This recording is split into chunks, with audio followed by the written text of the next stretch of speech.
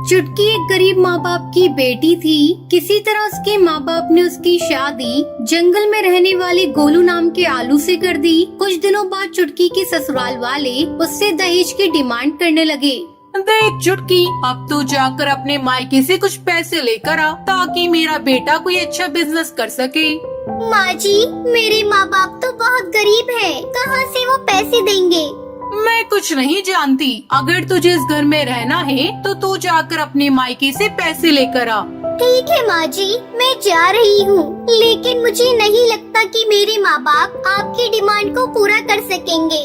अगर तू पैसे लेकर नहीं आएगी तो तू वहीं रह जाना, यहाँ आने की कोशिश भी मत करना। मेरा बेटा जवान है, मैं उसकी दूसरी शादी कर दूंगी। मजबूरी में चुटकी बहू अपने मायके जाती है, लेकिन अपने माँ बाप की हालत देखकर वो उनसे कुछ नहीं कहती। एक दिन चुटकी को उल्टी होने लगती है।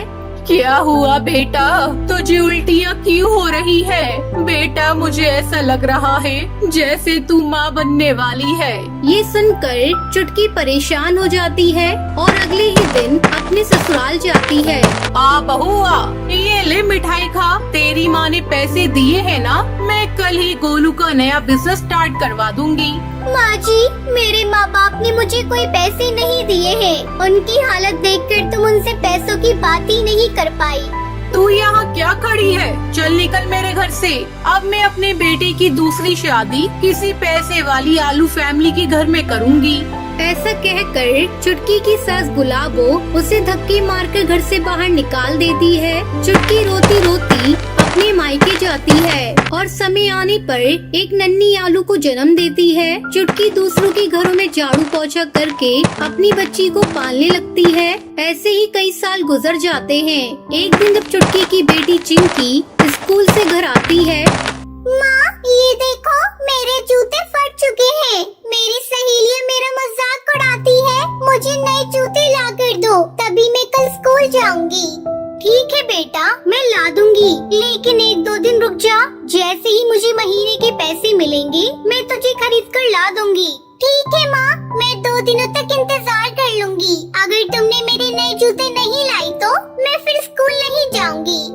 2 दिनों बाद जब चुटकी चिंकी के लिए जूते खरीद कर लाती है, चिंकी उसे देखकर बहुत खुश हो जाती है। इसी तरह समय बीतने लगता है। चिंकी अब बड़ी हो जाती है। चुटकी को चिंकी की शादी की चिंता सताने लगती है।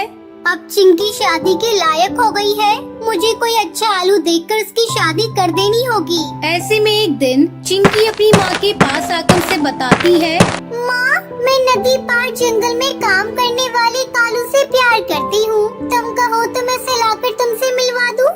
ठीक है बेटा, तुम्हारी जैसी मर्जी। अगर तू सालू के साथ खुश है तो मैं भी खुश हूँ। चिंकी उस आलू को चुटकी से मिलवाती है। जल्दी उन दोनों की शादी की तारीख पक्की हो जाती है। एक दिन चिंकी जब अपने बॉयफ्रेंड घसीटा राम के साथ घूम रही थी, तभी उसकी कार का एक्सीडेंट हो जाता है और इस हादसे में चिंकी की आंखों की रोशनी चली जाती है। तब चुटकी डॉक्टर से कहती है, डॉक्टर, आप मेरी आंखें मेरी बेटी को लगा दीजिए। मैंने तो बहुत दुनिया देख ली, लेकिन मैं अपनी बेटी को अंधा होता हुआ नहीं देख सकती। चुटकी अपनी दोनों आँखें अपनी बेटी को दे देती है। कुछ दिनों बाद जब चिंकी ठीक हो जाती है। माँ, तुमने मेरे लिए अपनी आंखों का बलिदान दे दिया। अब मैं तुम्हें अकेला रहने नहीं दूंगी। तुम्हें मैं अपने साथ अपने घर ले जाऊंगी। चिंकी की शादी पूरे रीति रिवाज से हो जाती है और वो अपनी माँ को अपने ससुराल ले जाती है। फिर सभी खुशी खुशी रहने लगते हैं। बहुत समय पहले रामपुर गांव में चुटकी अपनी माँ भोली और अपने पिता भोला आलू के साथ रहती थी। चुटकी आलू के माता पिता उससे बहुत प्यार करते थे। एक दिन भोली बीमार पड़ जाती है और उसे अपनी बेटी की चिंता सताने लगती है। ऐसे में एक दिन भोली खिड़की पर बैठी धूप सेक रही थी। तभी वो देखती है कि पड़ोस में रहने वाली लाल मिर्च की सौतेली माँ उसे धक्के देकर घर से बाहर निकाल देती है। ये सब देखकर भोली बहुत डर जाती है और वो सोचने लगती है, अगर मैं मर गई तो मेरी बेटी का क्या होगा?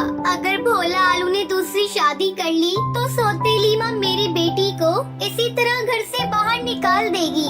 जब शाम को भोला आलू घर लौटता है तो उससे कहती है, सुनो जी, अगर मैं मर गई तो तुम दूसरी शादी मत करना, वरना सौतेली माँ मेरी बेटी पर बहुत अत्याचार करेगी। ये सुनकर भोला आलू से समझाते हुए कहता है, भोली, मरे तुम्हारे दुश्मन, तुम ये कैसी बातें कर रही हो? तुम्हें कुछ नहीं होगा, तुम जल्दी ठीक हो जाओगी। नहीं, तुम्हें आज मुझसे ये वादा करना ही होगा कि मेरे मरने के बाद तुम कभी दूसरी शादी नहीं करोगे।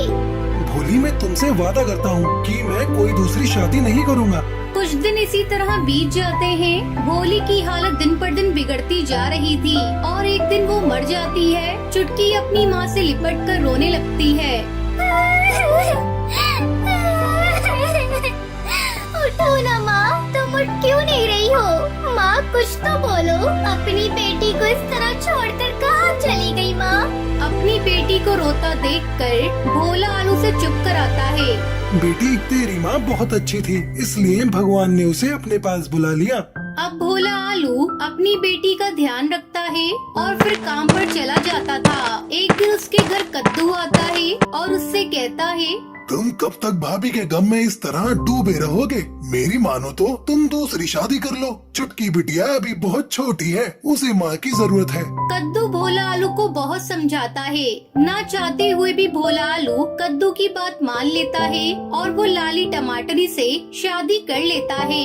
लाली टमाटरी शक्ल से बहुत ही भोली थी, वास्तव में वो बहुत ही निर्दयी थी। लाली टमाटरी भोला आलू के सामने चुटकी से बहुत प्यार करती, लेकिन उसके काम पर जाते ही वो चुटकी बिटिया पर अत्याचार करना शुरू कर देती थी।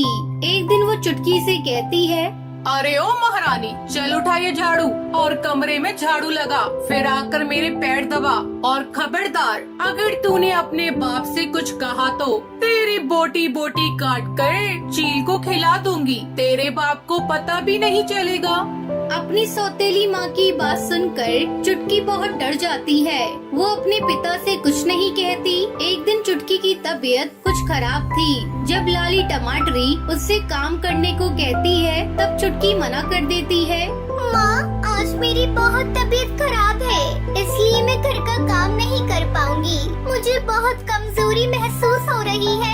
चुटकी की ये बातें सुनकर लाली गुस्से से लाल हो जाती है और उसे पीटने लगती है और उसे घर से बाहर धक्का देकर निकाल देती है। उसी समय भोला आलू किसी काम से वापस अपने घर आ रहा था। जब वो लाली टमाटरी की हरकत देखता है तो गुस्से से आग बबूला हो जाता है और वो लाली टमाटरी से कहता है, लाली टमाटरी, मैंने अपनी बेटी के लिए तुमसे शादी की थी। तुम तो मेरी बेटी के साथ बहुत बुरा बर्ताव करते हो। तुम अभी और इसी वक्त मेरे घर से बाहर निकल जाओ।